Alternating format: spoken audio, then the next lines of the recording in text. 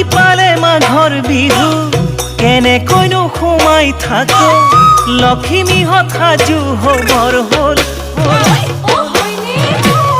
কোমল বৰা ধান ৰজাই বানিবৰে হ'ল